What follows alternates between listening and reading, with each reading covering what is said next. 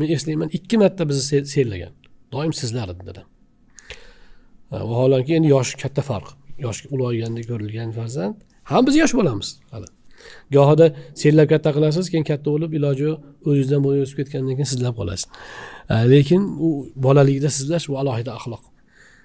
Sizlab gapirardilar va bizga aytardilarki, ota-onaga siz deb gapirilmaydi, lar deb gapiriladi. Yaxshimilar, tuzingmilar deb gapiriladi. Shu odob derdilar.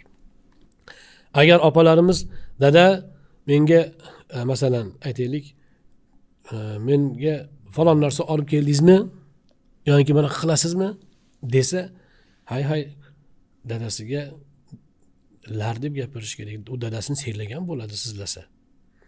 Ya'ni kattalarga olib keldilarmi, yetkazdilarmi, keldilarmi, mana shu shirin bir o'zbekona biz munosabatlarda bor til bo'lgan. Hozir endi juda noyob bo'lib qoldi.